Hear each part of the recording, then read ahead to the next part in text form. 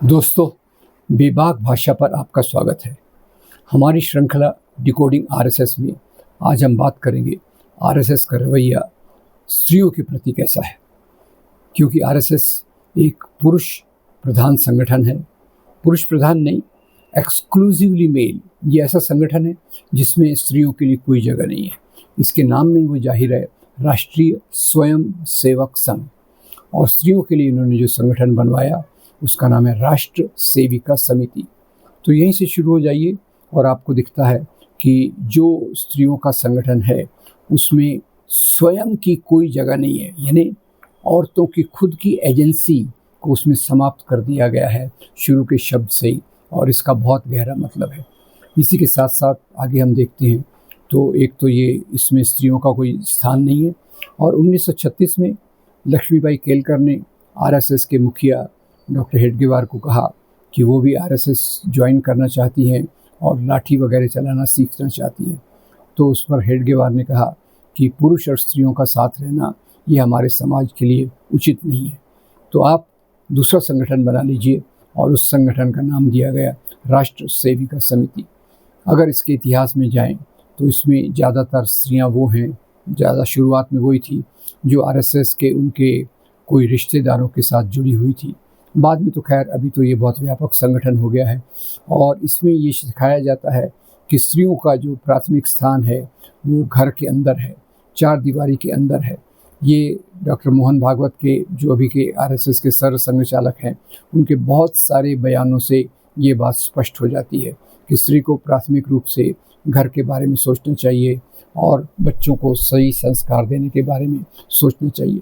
इसकी खैर एक लंबी जो फेहरिस्त है वो निकाली जाए तो मैं याद दिलाना चाहूँगा कि 1980 के दशक में रूप कंवर जो को सती किया गया, उसके बाद भारतीय जनता पार्टी की उपाध्यक्षा विजया राजे शिंदे ने कहा कि सती के खिलाफ कानून लाना गलत है, क्योंकि सती होना ये भारतीय स्त्रियों की एक गौरवमय परंपरा भी है और ये भारतीय स्त्रियों का अधिकार है। अब मज़े की बात यह है कि उन्होंने खुद इस अधिकार का उपयोग नहीं किया। खैर, इसके बाद 1994 में सैवी पत्रिका में इनकी एक दूसरी बड़ी लीडर मृदुला सिन्हा ने, जो बाद में गोवा की गवर्नर भी थी, उन्होंने अपनी सैवी के इंटरव्यू में कहा कि स्त्रियों का मुख्य काम है घर के अंदर काम करना। वो बताती है मैंने दहेज लिया भी सही, दहेज दिया भी सही, और लड़कियों को ऐसे संस्कार देना चाहिए कि वो ससुराल में जाकर वहाँ पति और दूसरे लोगों की सेवा कर सके। तो इनकी जो इसी विचारधारा के साथ चलते हुए जो आगे बातें हुई, इन्होंने दूसरे संगठन भी बनाए। जैसे एक तो संगठन इनका जो है इस प्रकार की ट्रेनिंग देता है महिलाओं को जो लाठी में, और दूसरी प्रकार की सेनाओं में इनके जूनियर संगठन भी हैं।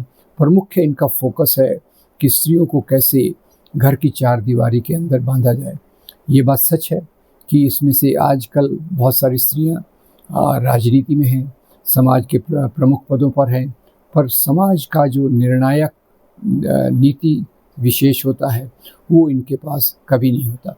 और इसी के आधार पर जो हम देखें, जो हमने दूसरी बार भी बात की है कि इनका मुख्य उद्देश्य मनुस्मृति के मूल्यों को समाज पर पुनर्स्थापित करने का है। जो आज़ादी के आंदोलन के कारण मनुस्मृति के मूल्य लूज़ हो गए, ढीले हो गए, उनको ये मजबूत करके उसी आधार पे महिलाओं के बीच में काम करना चाहते हैं। और ये बात उनकी जगह जगह पर दिखती है। जैसे आप देखिए, जब से भाजपा सरकार आई है, स्त्रियों पर होने वाले अत्याचार जो पितृसत्तात्मक विचारों के कारण होते हैं, जो सवर्ण और दूसरे लोग करते हैं, उन अत्याचारों में एक बहुत बड़ी बढ़ोतरी आई है। और जैसे हम ब्रजभूषण शरण सिंह और दूसरे बीजेपी के कई नेता जो इन चीज़ों में इन्वॉल्व हैं, उन पर ज़्यादा कोई एक्शन, उन पर कोई ज़्यादा कार्रवाई नहीं होती और उनका दबदबा पार्टी के अंदर और दूसरी प्रकार की चीज़ों में बना रहता है। और इसी राष्ट्र सेविका समिति में जो इनके दुर्गा वाहिनी और दूसरे भारतीय जनता पार्टी महिला मोर्चा, ये भी इसी प्रकार का काम करती हैं और इस प्रकार के विचारों को समाज में ले जाने के लिए वो सक्रिय रहते हैं। ज़्यादातर इनका इन्वॉल्वमेंट इनका जो कार्य रहता है वो त्योहारों के आसपास रहता है, हिंदू त्योहारों के आसपास रहता है, और जो हिंदू त्योहारों के कारण ये इसमें इन्वॉल्व होती हैं, इसमें जुड़ जाती हैं और उसी प्रकार के मूल्यों को समाज में आगे ले जाने की बात करती हैं, जो बातें इनकी विचारधारा से मेल खाती हैं। तो अभी पिछले 10-11 साल में अगर देखा जाए तो स्त्रियों पर होने वाले अत्याचारों में एक बहुत बड़ी बढ़ोतरी आई है। और जैसे इनके साथ जुड़ा हुआ एक गीता प्रेस है, गीता प्रेस, वो भी इनके विचारों को प्रोपोगेट करता रहता है। उनकी एक मैंने किताब देखा था, आदर्श नारी के कर्तव्य। तो आदर्श नारी के कर्तव्य में वो सब चीज़ें हैं जो मनुस्मृति में हैं, और उस छोटी सी पुस्तिका की लाखों प्रतियां गीता प्रेस का जो बुक स्टॉल रहता है रेलवे स्टेशंस पर, उन पर बिकती हैं। और जो लोग तीर्थ यात्रा के लिए आते हैं वो इन किताबों को खरीद कर ले जाते हैं, और उसमें किस प्रकार से पहले पिता के आश्रय में लड़की रहना चाहिए, फिर पति के आश्रय में, और अगर विधवा हो गई तो पुत्र के अधीनता में स्त्री को रहना चाहिए। इस प्रकार के मूल्यों के आधार पर ये किताबों का लाखों संख्या में प्रचार होता है। तो वैसे देखा जाए तो आरएसएस उन चंद संगठनों में है जिसमें स्त्रियों का कोई स्थान नहीं है। मोटे तौर पर कहा जाए तो इजिप्ट में जो मुस्लिम ब्रदरहुड है, अफ़गानिस्तान में जो तालिबान है, वो भी इस प्रकार के संगठन हैं जो अपने इसमें स्त्रियों को स्थान नहीं देते।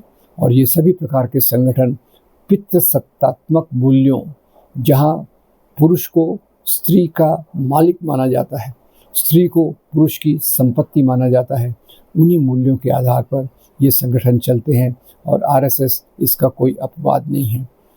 ये हमारे संविधान के मूल्यों के पूरे विरोधाभासी मूल्य हैं जो समाज में आज ज़्यादा तौर पर प्रसार किए जा रहे हैं। इनका विरोध करना जरूरी है। धन्यवाद।